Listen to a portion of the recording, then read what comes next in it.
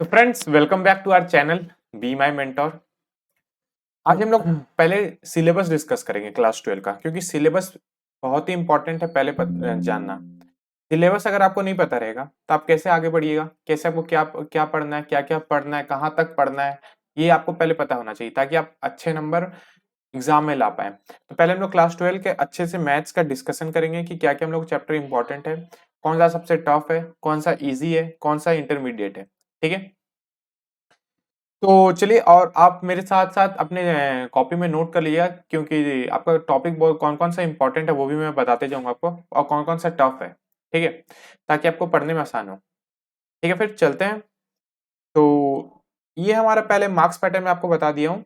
तो marks pattern कैसे है कि आपका रिलेशन एंड फंक्शन यूनिट है। ठीक है, उससे आपका 8 मार्क्स का आएगा क्वेश्चन। ठीक है, एलजेब्रा है, उससे आपका 10 मार्क्स का आएगा। कैलकुलस है, उससे आपका 35 मार्क्स का आएगा। इतना खुश मत होइए, क्योंकि 35 मार्क्स लाने के लिए आपको बहुत सारा चैप्टर कवर करना पड़ेगा। 35 मार्क्स मतलब कि ये कैलकुलस छोटा सा एक चैप्टर नहीं है, बहुत 3 4 5 चैप्टर का एक मिक्सचर है। ठीक है ना। उसके बाद हम लोग आ जा रहे हैं फोर्थ में, vector and three dimensional geometry. ये बहुत ही आसान टॉपिक है, इसको बहुत ही आसान टॉपिक है ये वाला, इसको इसलिए मार्क कर लीजिएगा।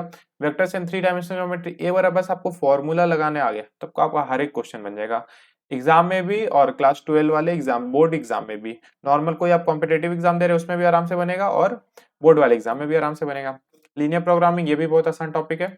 प्रोबेबिलिटी, ये भी बस ये प्रैक्टिस के ऊपर डिपेंड है। अगर आपका इस पे प्रैक्टिस है अच्छा, तो आपका अच्छा से बनेगा। ठीक है, तो टोटल आपका 80 मार्क्स के आएंगे, और इंटरनल असेसमेंट का आपको 20 मार्क्स मिलते हैं, वो स्कूल से मिलते हैं आपको। ठीक है, तो आपके टोटल कितने टॉपिक हो गए?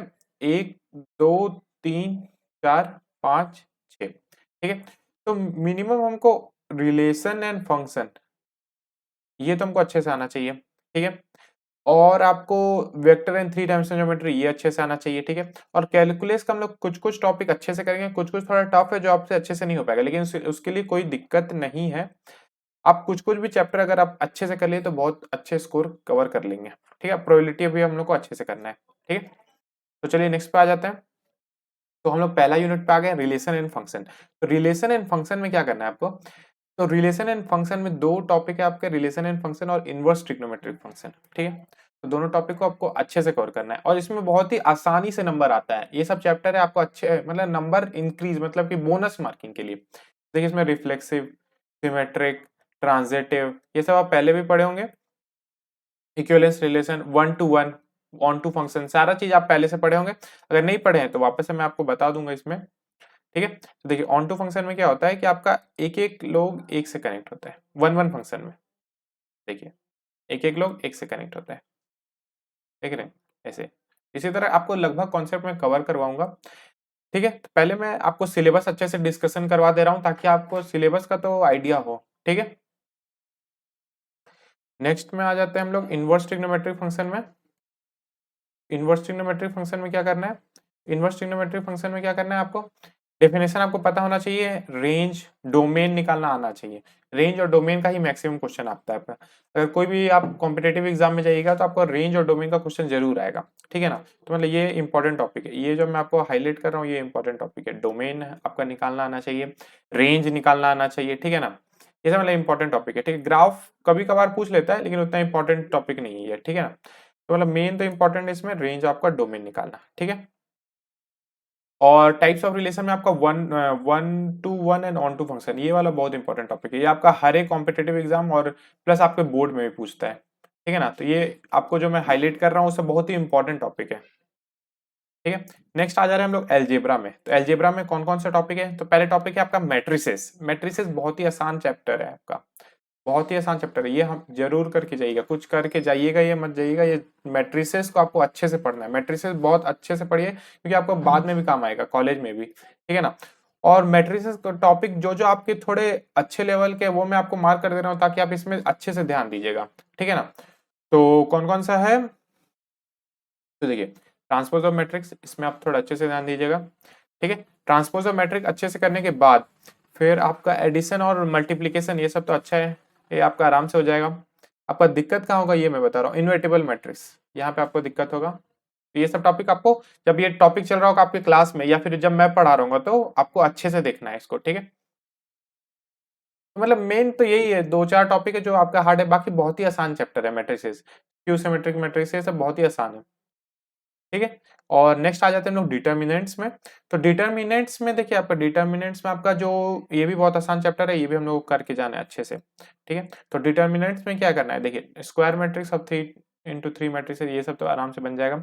आपको इसमें ध्यान कहाँ देना है, ध्यान आपको यहाँ पे देना है, consistency, inconsistency and number of solution of linear equation by examples.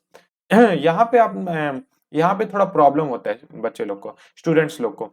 यहाँ पे क्यों प्रॉब्लम होता है, क्योंकि यहाँ पे आपका देखिए नॉर्मल डिटरमिनेंट तो है, नॉर्मल डिटरमिनेंट का वैल्यू निकालिए, बाकी कोफैक्टर मतलब लगभग में यही है, बस यहाँ पे थोड़ा आके आपका चेंज हो जाता है डिटरमिनेंट का पार्ट। इसमें कंसिस्टेंसी आपको निकालना पड़ता है, इनकंसिस्टेंसी निकालना पड़ता है, तो यहाँ पे थोड़ा स्टूडेंट्स को डिफिकल्टी होती है। तो मतलब ये मार्क कर दे रहा हूँ ताकि आपको जब भी ये टॉपिक आए तब आपको अच्छे से ध्यान से देखना है। ठीक है ना, ध्यान से पढ़ना है। ठीक है, तो बस मेन टॉपिक तो आपका यही है। और हाँ, तो बस मैं जो जो आपको मार्क कर रहा हूँ ये सब यहाँ पे आपको अच्छे से ध्यान देना है और ये सब टॉपिक को अच्छे से कवर करना है, क्योंकि आप इसी में आप फंसिएगा। क्योंकि और बाकी टॉपिक आपके बहुत ही आसान है, फंसने वाला टॉपिक है वो मैं आपको अभी मार्क करके दिखा दे रहा हूँ, क्योंकि ये सब बहुत ही आसान चैप्टर है, आपको पूरा करके जाना है ये सब चैप्टर को। ठीक है ना, तो ये सब चैप्टर जब भी हम लोग पूरे 12th में ये सब चैप्टर पूरा कवर करके जाएंगे, एक भी इसमें से टॉपिक रहना नहीं चाहिए। ठीक है ना, तो आपको इसमें क्लास 12 के बोर्ड में भी काम आएगा और अदर कॉम्पिटेटिव एग्जाम में भी काम आएगा। ठीक है, नेक्स्ट आ जा रहे हैं हम लोग कैलकुलस में। देखिए कैलकुलस सबसे बड़ा पार्ट है क्लास 12 का। अगर आप कैलकुलस अगर आप पूरा कर लिए तो पूरा मतलब लगभग आपका 50 तो नहीं, आपका 40% आप मार्क्स कवर कर ले रहे हैं। 40% आपका मार्क्स कैलकुलस से ही आता है। ठीक है ना, तो पहला टॉपिक है हमारा कैलकुलस में कंटिन्यूटी एंड डिफरेंशियबिलिटी। ठीक है, तो कंटिन्यूटी एंड डिफरेंशियबिलिटी में आपका क्या क्या टॉपिक ध्यान से देख के जाना है। देखिए कंटिन्यूटी एंड डिफरेंशियबिलिटी बहुत ही आसान टॉपिक है कैलकुलस का। ठीक है ना, लेकिन थोड़ा थोड़ा कभी कभी दिक्कत होता है कहाँ पे, आपका derivative of inverse trigonometric function में, यहाँ पे आप स्टूडेंट्स को प्रॉब्लम होता है। ठीक है, डेरिवेटिव ऑफ इम्प्लिसिट फंक्शन यहाँ पे दिक्कत होता है थोड़ा।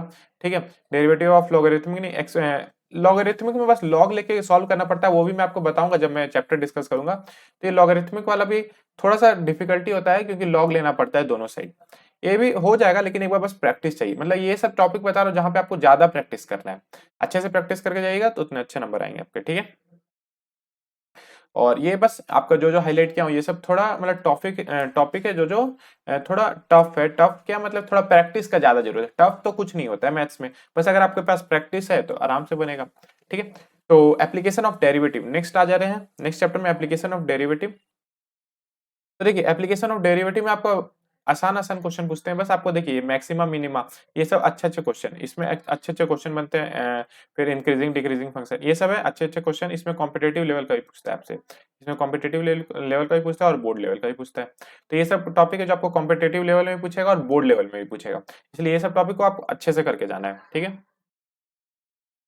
नेक्स्ट कैलकुलस में आ जाता है आपका इंटीग्रल। देखिए इंटीग्रल से मैक्सिमम स्टूडेंट लोग बहुत डरते हैं कि इंटीग्रल कैसे करें, इंटीग्रल कैसे करें, इंटीग्रल बहुत टफ लगता है, लेकिन इंटीग्रल ही सबसे आसान पार्ट है, क्योंकि एक बार आपको फॉर्मूला अच्छे से पहले याद होना चाहिए सॉल्व करने से पहले। अगर एक बार आपको इंटीग्रल में अगर पकड़ बन गया आपका आराम से बनेगा, क्योंकि इंटीग्रल बहुत ही आसान टॉपिक है। अगर आपको प्रैक्टिस अच्छे से कर लिए तो आप, तो इसलिए प्रैक्टिस अच्छे से करेगा। और इसका बेसिक क्या करना है आपको, बस इसमें फॉर्मूला इसका आपको फॉर्मूला याद होना चाहिए। इसमें फॉर्मूला अगर याद होगा आपका तो काम बन जाएगा।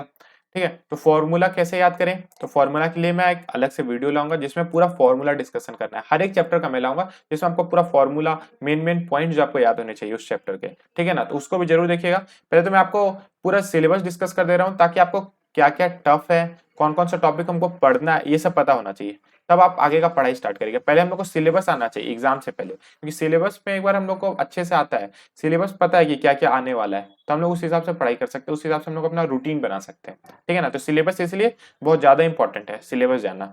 बिना सिलेबस जाने आप स्टार्ट नहीं कर सकते हैं। स्टार्ट करिएगा आपको पता नहीं रहेगा कहाँ तक पढ़ना है कहाँ तक नहीं पढ़ना है, कौन कौन सा टॉपिक इंपॉर्टेंट है, कौन कौन सा टॉपिक एमिटेड है। ठीक है ना, तो सिलेबस पहले पता होना चाहिए। ठीक है, तो इंटीग्रल में आपको कुछ नहीं है, बस सारे में फॉर्मूला बेस्ड है, पूरा फॉर्मूला बेस्ड आता है। ठीक है, तो बस फॉर्मूला अगर आपको आ गया तो आराम से बन जाएगा। बेसिक प्रॉपर्टी थोड़ा याद कर लीजिएगा कि मतलब ये सब्स्टिट्यूशन, मतलब सब्स्टिट्यूशन मतलब कि कौन कौन सा बेसिक सब्स्टिट्यूशन है वो याद रखना चाहिए, ताकि मतलब बस सब्स्टिट्यूशन करिएगा और वैल्यू आंसर आ जाएगा आपका। तो बस वो सब सब्स्टिट्यूशन भी मैं आपको बता दूंगा जब भी मैं इंटीग्रल का चैप्टर डिस्कस करूंगा तो। ठीक है, नेक्स्ट आ जा रहे हैं application of integral. Application of integral में कुछ नहीं होता है, बस हम लोग कर्व का कर्व मिलता है आपको, जैसे ऐसे कर्व है, जैसे ऐसे कर्व है, सर्कल है, तो बस इसका आपको एरिया निकालने बोल देगा। एरिया कैसे निकलेगा, इंटीग्रल ऑफ यहाँ से पूरा यहाँ तक इंटीग्रल करेंगे, तो ठीक है ना। ये सब आपके मतलब कि एप्लीकेशन है। फिर यहाँ पे आपको बहुत सारा फॉर्मूला है, मैं आपको सारा बताऊंगा, बस अभी थोड़ा सा बेसिक बता दे रहा हूँ। जैसे आपको यहाँ पे एक है, यहाँ पे एक कर्व है, अभी इनके बीच का एरिया निकालना है यहाँ से यहाँ तक का, तो इसमें क्या होता है, upper curve minus lower curve, lower curve, ठीक है। इसका इंटीग्रल कर देंगे जहां से भी, जहां जैसे x यहाँ पे 1 से 2 है, तो यहाँ पे 1 से 2 इंटीग्रेट कर देंगे, ठीक है। मतलब ये सब है, बस इसी तरह के आसान आसान क्वेश्चन आते हैं। क्लास 12 का पोर्शन बहुत ही आसान है क्लास 11 से, पहले आपको बता दे रहा हूँ। क्लास 12 बहुत ही आसान है क्लास 11 से। क्लास 11 टफ था मानते हैं, लेकिन क्लास 12 बहुत ही आसान है। नेक्स्ट आ जा रहे हैं हम लोग डिफरेंशियल इक्वेशन। ये भी कैलकुलस का ही पार्ट है और ये भी बहुत आसान पार्ट है, ठीक है ना। इसमें आपको ऑर्डर पूछेगा निकालना, डिग्री आना चाहिए निकालने, ठीक है। General particular solution of differential equation, ठीक है। फर्स्ट ऑर्डर इसमें डिफरेंशियल इक्वेशन सबसे इंपॉर्टेंट टॉपिक है, इसमें सबसे इंपॉर्टेंट टॉपिक है इसमें फर्स्ट ऑर्डर आपका, first order and first degree, ठीक है ना। इसी पे मैक्सिमम कॉम्पिटिटिव एग्जाम में भी क्वेश्चन आता है और बोर्ड में भी एग्जाम में क्वेश्चन आता है, ठीक है ना। तो ये सब आपको आना चाहिए। लीनियर डिफरेंशियल इक्वेशन ये भी आना चाहिए आपको, ठीक है। नेक्स्ट में आ जाते हैं हम लोग vector and three dimensional geometry. Vector and three dimensional geometry में कुछ नहीं करना है, अगर आपको फॉर्मूला आता है तो ये भी आराम से बनेगा। बस ये पूरा चीज फॉर्मूला पे डिपेंड है, देखिए। और इसमें इंपॉर्टेंट टॉपिक कौन कौन से जो आपको मतलब अच्छे से मतलब मास्टर होके जाना है आपको, जो आपके कॉम्पिटेटिव एग्जाम में भी आएंगे और बोर्ड के भी एग्जाम में आएंगे। तो देखिए, आपको स्केलर एंड डॉट प्रोडक्ट आना चाहिए अच्छे से, स्केलर एंड डॉट प्रोडक्ट, ठीक है। स्केलर वेक्टर क्रॉस प्रोडक्ट, ठीक है। और आपको क्या क्या आना चाहिए, तो टाइप्स ऑफ वेक्टर तो पहले पता होना चाहिए कि इक्वल है, यूनिट है, जीरो है, पैरेलल है, कोलिनियर वेक्टर है, ठीक है। और और डायरेक्शन कोसाइन का थोड़ा बहुत आइडिया होना चाहिए, लेकिन ठीक है कोई दिक्कत नहीं। डायरेक्शन कोसाइन लेकिन आपका क्लास 12 के लिए बहुत ही इंपॉर्टेंट है। डायरेक्शन कोसाइन ये सब में आपका डेरिवेशन ये सब आ सकता है, ठीक है ना। तो direction cosine and direction ratio of vector, इसमें आपका डेरिवेशन आ सकता है, लेकिन आपका कॉम्पिटेटिव एग्जाम में ये सब नहीं पूछता। कॉम्पिटेटिव एग्जाम में मैक्सिमम स्केलर डॉट प्रोडक्ट ये सब मेनली इससे ज्यादा क्वेश्चन आते हैं आपके इससे, ठीक है। हाँ ठीक है, तो हम लोग नेक्स्ट आ जा रहे हैं vector and three dimensional geometry में। हमारा है थ्री डायमेंशनल ज्योमेट्री। इसमें बहुत सारे सवाल आते हैं आपका, देखिए डायरेक्शन को साइन आना चाहिए आपको, डायरेक्शन को साइन आपका यहाँ से जो निकलेगा वही है, ठीक है। और angle between two line, shortage distance between two line, सारा बस फॉर्मूला बेस्ड है। ये भी फॉर्मूला बेस्ड है, ये भी फॉर्मूला बेस्ड है। बस नॉर्मल क्वेश्चन आएगा आपको फॉर्मूला बस लगाना है। स्क्यू लाइंस के बारे में पूछता है कि क्या है स्क्यू लाइंस, होता क्या है। तो स्क्यू लाइंस क्या होते हैं, ना आपके पैरेलल होते हैं और ना ही इंटरसेक्ट होते हैं, ठीक है ना, और ना ही इंटरसेक्ट होते हैं। तो होते क्या है फिर ये मैं आपको बताऊंगा जब मैं पढ़ाऊंगा आपको चैप्टर, ठीक है। नेक्स्ट आ जाते हैं हम लोग लीनियर प्रोग्रामिंग में। तो लीनियर प्रोग्रामिंग में बहुत ही अच्छा चैप्टर है, बहुत ही आसान चैप्टर है, मतलब कि बहुत ही आसान, बस इसमें थोड़े स्टेप्स ज्यादा रहते हैं, फिगर वगैरह बनाना पड़ता है, लेकिन बहुत ही आसान टॉपिक है ये भी, ठीक है ना। ये सब लीनियर प्रोग्रामिंग ये सब आपका कॉम्पिटेटिव में तो नहीं आता, कॉम्पिटेटिव में आएंगे भी तो इसके नॉर्मल एमसीक्यू मतलब थ्योरी बेस्ड एमसीक्यू आते हैं, ऐसा कुछ ज्यादा क्वेश्चन नहीं आता है, मतलब कुछ कॉम्प्लिकेटेड क्वेश्चन नहीं आता है। हाँ बोर्ड के लेवल में ज्यादा इंपॉर्टेंट है क्योंकि इसमें डायग्राम वगैरह बना के सॉल्व करना पड़ता है इसमें, ठीक है।